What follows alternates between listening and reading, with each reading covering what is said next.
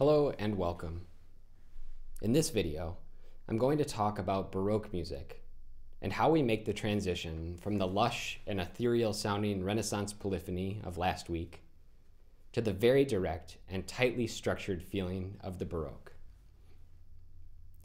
To get to Baroque music, we need to start in 1545 with the Council of Trent, which had far-reaching consequences on the whole church and most definitely on sacred music. The Council of Trent was an ecumenical council, meaning bishops and church thinkers travel from all over Europe and the world to clarify matters related to doctrine, like original sin, and practice, like the Mass or the sacraments.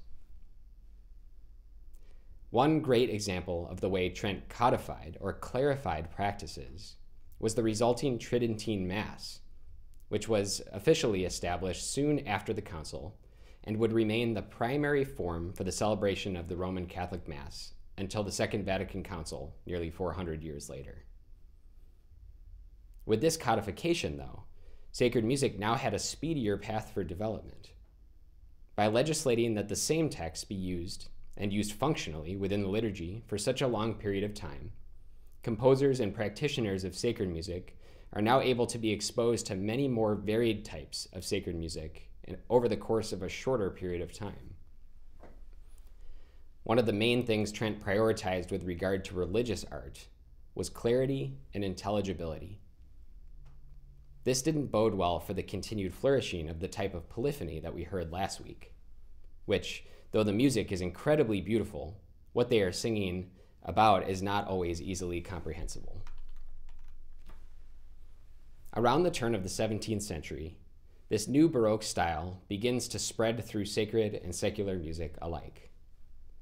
One of its main features is the increased use of accompaniment that is separate from the vocal parts, with instruments like cellos or keyboards.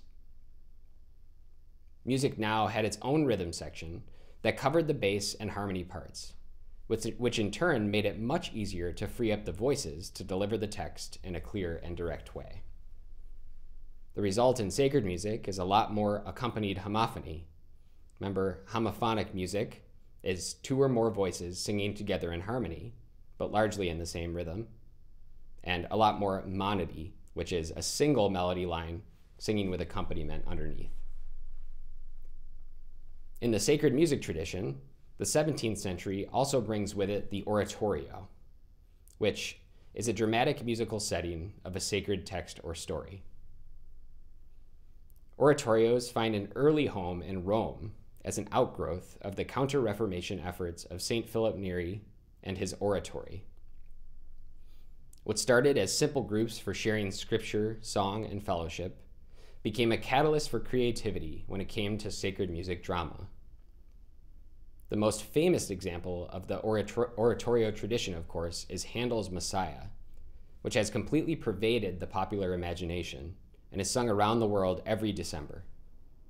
It's incredible to think about how powerful one little movement can be.